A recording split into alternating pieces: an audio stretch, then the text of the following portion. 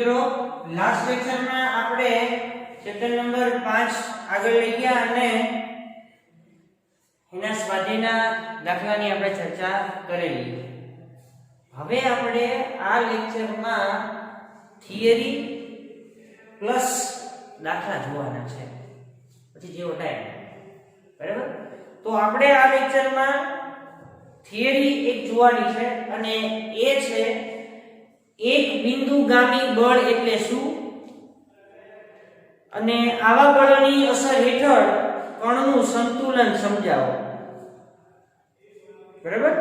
તો સૌથી પહેલો જે પ્રશ્ન છે એ આવો છે, એક બિંદુગામી બળ એટલે શું? એક બિંદુગામી બળ એટલે શું? એક બિંદુગામી બળ એટલે શું? કણનું સંતુલન સમજાવો.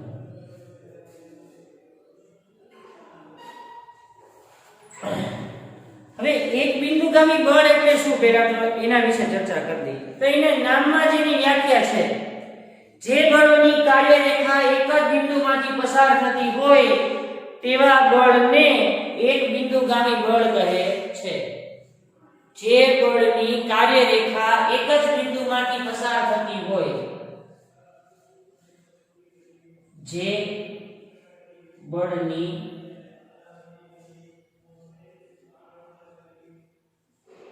કાર્યરેખાઓ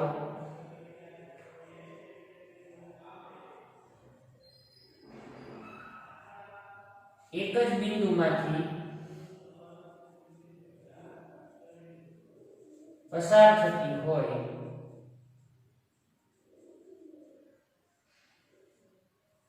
તેવા બળને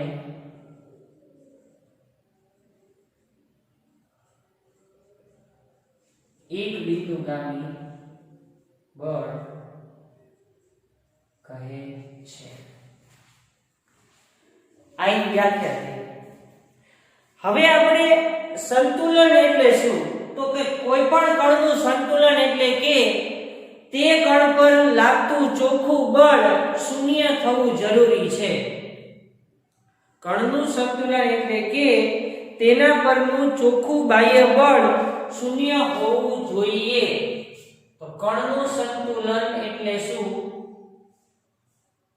કણનું સંતુલન એટલે કે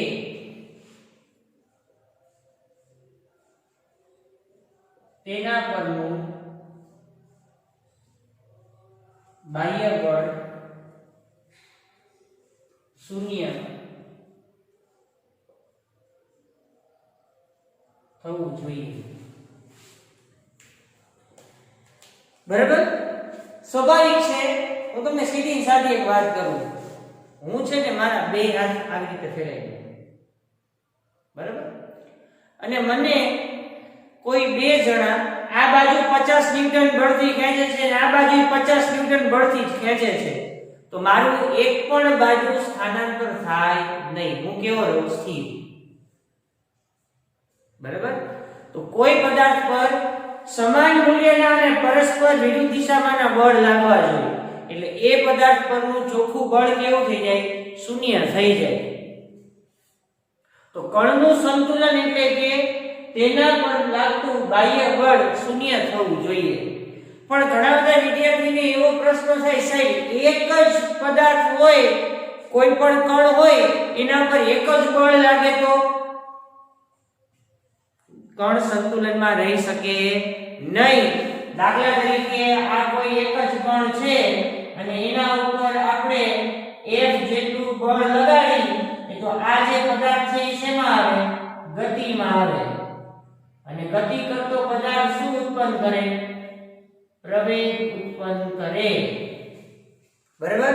તો ક્લિયરિફિકેશન કરાવી દઉં છું કે જો કોઈ કણ પર એક જ બળ બાહ્ય બળ લાગે તો તે કણ પ્રવેગી ગતિ કરશે એટલે સંતુલનમાં રહી શકશે નહીં.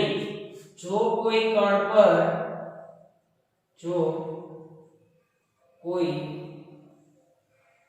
પર એક જ બાહ્ય બળ લાગે તો તે કણ સંતુલનમાં રહી શકે નહીં, પરંતુ પ્રવેગી ગતિ કરશે. થઈ ગયું? જ્યારે કણ પર બે બાહ્ય બળો લાગે F1 અને F2 લાગે ત્યારે કણ સંતુલનમાં રહે છે, પણ એના માટેની જે શરત છે એ આપણે નીચે મુજબ સાબિત કરવી પડે. જ્યારે કણ પર બે બાહ્ય બળો લાગે ત્યારે આપેલો કણ સંતુલનમાં રહી શકે છે.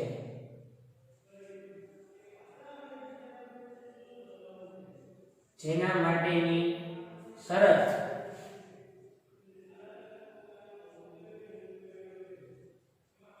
નીચે મુજબ થાય. શું બનશે અહીંયા ધ્યાન રાખજો ખાસ. દાખલા તરીકે આ કોઈ એક કણ છે, એના ઉપર આપણે એક બળ આ રીતે લગાડીએ F1 અને બીજું બળ આપણે લગાડી આ બાજુ F2. આ બંનેનો સરવાળો કેવો થવો જોઈએ? આ બંનેનો સરવાળો કેવો થવો જોઈએ? F1 F2 0. એટલે કે F1 F2 સમાન મૂલ્યનું પરસ્પર વિરુદ્ધ દિશામાં, અથવા સિગ્મા F 0 થવું જોઈએ. સિગ્મા નો મતલબ તમે સમજી શકો છો, 10મા ગણમાં તમારે આવી ગયું, સરવાળો સૂચવે. તો કોઈ પદાર્થ પર એક જ બળ લાગતું હોય તો એ સંતુલનમાં રહી શકે નહીં, એ પ્રવેગિત ગતિ કરશે. પણ જ્યારે બે બળ લાગતા હોય ત્યારે આપણે કહી શકીએ કે હા, કણ સંતુલનમાં રહી શકે છે. એના માટેની શરત આવી થવી જોઈએ, સમાન મૂલ્યના પરસ્પર વિરુદ્ધ દિશામાં બળ લાગતા હોવા જોઈએ. બરાબર? તો જ્યારે કણ પર ત્રણ બાહ્ય બળો લાગતા હોય ત્યારે પણ કણ સંતુલન સ્થિતિમાં રહી શકે છે, જેના માટેની શરત નીચે મુજબ તમે દર્શાવી શકો છો. જ્યારે કણ પર ત્રણ બાહ્ય બળો F1 F2 અને F3 લાગે ત્યારે તે કણ સંતુલનમાં રહી શકે છે.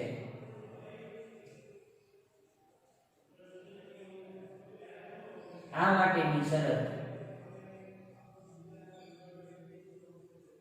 નીચે મુજબ થાય. બધાયનો સરવાળો શું થવો જોઈએ? બધાયનો સરવાળો શું થવો જોઈએ? 0. F1 F2 F3 0. F3 -F1 -F2. આપણે પહેલી બાજુ લઈ ગયા. F3 માઈનસ નિશાની બંનેમાંથી શું નીકળી જાય? કોમન. આનો મતલબ શું?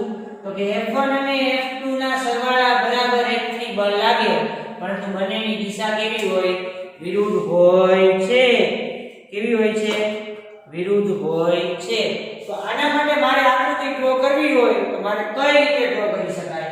તો કે આ રીતે હું આકૃતિ ડ્રો કરી શકું. અહીંયા ધ્યાન રાખજો બધાનું.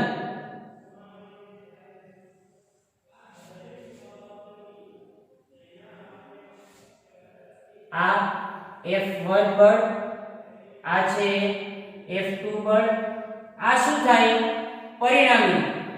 પરિણામી એટલે F1 F2 બંનેનો સરવાળો સૂચવે તો F3 ક્યાં લાગવું જોઈએ નીચેની દિશામાં આ રીતે અહીંયા F3 લાગવું જોઈએ તો આ આપેલા પદાર્થ પર લાગતું પરિણામી બળ કેવું થઈ જાય શૂન્ય થઈ જાય છે બરાબર આ F1 આ F2 તો આ શું સૂચવે પરિણામી એટલે F1 અને F2 નો શું સૂચવે સરવાળો તો F1 અને F2 જો અધો દિશામાં એટલે મીન્સ કે આ દિશામાં લાગતું હોય તો F3 એની વિરુદ્ધ દિશામાં એટલું જ બળ લાગતું હોવું જોઈએ તો જ તેના પરનો બાહ્ય બળ શૂન્ય થાય છે ટૂંકમાં સંતુલન વસ્તુ એવી છે કે કોઈ પણ કણ ઉપર બધી જ દિશાઓમાંથી લાગતા બળનો સદિશ સરવાળો શૂન્ય થવો જોઈએ તો માત્ર ને માત્ર આપેલા પદાર્થ છે એ સંતુલનમાં રહી શકે છે નહીતર રહી શકતો નથી એક બળ લાગે તો પ્રવેગી ગતિ કરે બે બળ લાગે એના માટેની શરત ત્રણ બળ લાગે એના માટેની શરત તો સ્વાભાવિક છે કે જો કોઈ કણ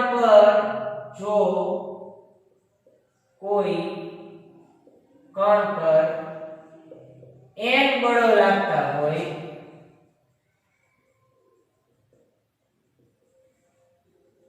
તો તેના માટેની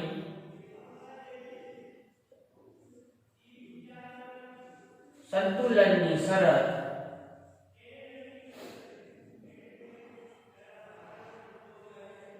નીચે મુજબ થાય શું બને F1 F2 F3 up to Fn બરાબર 0 બધાનો સરવાળો શું થવો જોઈએ શૂન્ય થવો જોઈએ અને સમેશન F1n બરાબર 0 સમેશન Fn બરાબર 0 થવું જોઈએ હવે બળ એ સદિશ રાશિ છે અને સદિશ રાશિ હોય તો એને દિશા અને મૂલ્ય બંનેની જરૂર પડવાની છે અહીંયા બરાબર તો સ્વાભાવિક છે કે આપણે કાર્ટેશિયન નિયમ પદ્ધતિ લેવી પડે તો સૌથી મહત્વનો પોઈન્ટ હવે આપણે લખી છે કે જો કાર્ટેશિયન નિયમ પદ્ધતિ પ્રમાણે જો કોઈ કણ x અક્ષ પરનું સંતુલન દર્શાવતું હોય તો તેને નીચે મુજબ લખી શકાય બળ છે એ સદિશ રાશિ છે દિશા અને મૂલ્ય બંનેની જરૂર પડે પણ માની લો કે કોઈ પણ કણ એવો છે જે માત્ર ને માત્ર x અક્ષ ઉપર સંતુલન દર્શાવે છે y અક્ષ ઉપર સંતુલન દર્શાવતું નથી તો એના માટેની શરત શું તો કે x અક્ષ ઉપર લાગતા બધા બળોનો સદિશ સરવાળો શૂન્ય થવો જોઈએ કોઈ કણ એવો છે કે જે y અક્ષ ઉપરનું સંતુલન દર્શાવે છે x અને z ઉપરનું સંતુલન દર્શાવતું નથી તો એના માટેની શરત શું તો કે f of y બરાબર 0 થઈ જવું કોઈ કણ z અક્ષ ઉપરનું સંતુલન દર્શાવે છે તો એના માટેની શરત શું તો કે f of z બરાબર 0 થઈ જવું જોઈએ બરાબર તો કાર્ટેશિયન નિયમ પદ્ધતિ પ્રમાણે જો કોઈ કણ અહીંયા ધ્યાન રાખો ખાસ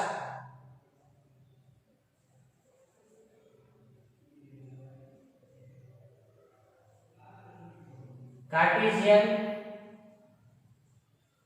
યામ પદ્ધતિ પ્રમાણે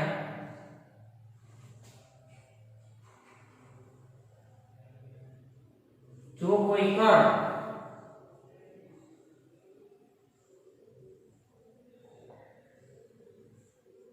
x અક્ષ પરનું સંતુલન દર્શાવે તો તેના માટેની શરત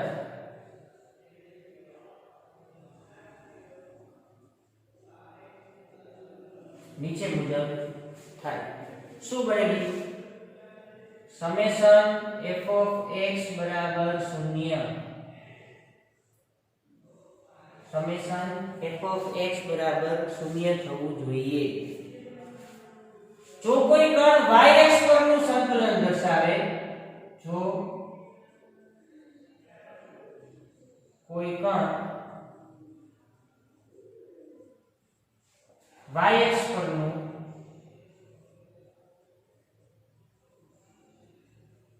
સંતુલન દર્શાવે તો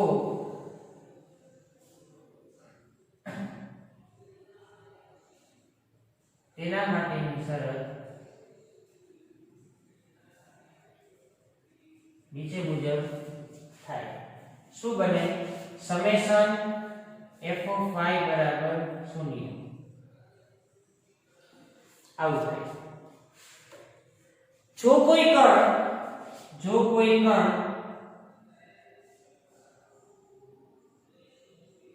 કણ zx પરનું સંતુલન દર્શાવે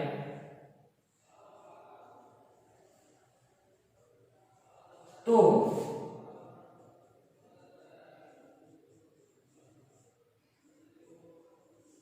તેના માટેની શરત નીચે મુજબ થાય. સમેશન f of z બરાબર 0. ચાલો ક્લિયર? આ તમારો થઈ ગયું એક બિંદુગામી બળ એટલે શું અને કણ માટેના સંતુલનની શરત. ટૂંકમાં આપણે શું યાદ રાખશું? જે બળની કાર્યરેખા એક જ બિંદુમાંથી પસાર થતી હોય તેવા બળને એક બિંદુગામી બળ તરીકે ઓળખવામાં આવે છે. બીજી શરત તમે શું લેશો? બીજું વાક્ય તમે શું લખશો? કે કણનું સંતુલન એટલે શું? તો કે કણ ઉપર લાગતા બધી દિશાઓમાંથી લાગતા બળોનો સદિશ સરવાળો શૂન્ય થવો જોઈએ, તો જ આપેલો કણ સ્થિર સ્થિતિમાં અથવા તો સંતુલન સ્થિતિમાં રહી શકે છે. આના દાખલા આવશે એટલે ખાસ ધ્યાન રાખજો. તમને રકમમાં કંઈ પણ દીધું હશે કે આપેલો કણ સંતુલન સ્થિતિમાં છે તો તમારે સમજી જવાનું કે આપેલા કણ પર બધી દિશાઓમાંથી લાગતા બળનો સરવાળો શૂન્ય થાય છે. જો આ સમજણ નહીં પડે તો દાખલા નહીં જ આવડે. એક વસ્તુ તમે માર્ક કરી લેજો. એક જ કણ હોય તો એના પર કોઈ દિવસ સંતુલન, એક જ કણ હોય એક જ બળ લાગતું હોય તો આપેલો કણ સંતુલનમાં રહી શકતો નથી. એ શું કરશે? પ્રવેગિત ગતિ કરશે.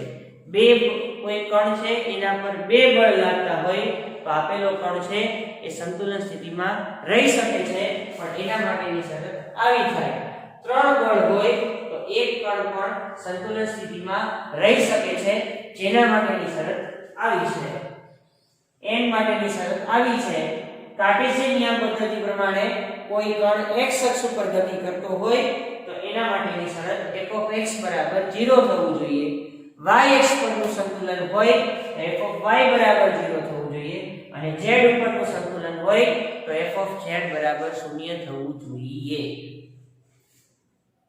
ક્લિયર? એના પછી આપણે આમાં એક નાનો થિયરિકલ દાખલો છે જે આપણે અત્યારે જોઈ લેવાનો છે.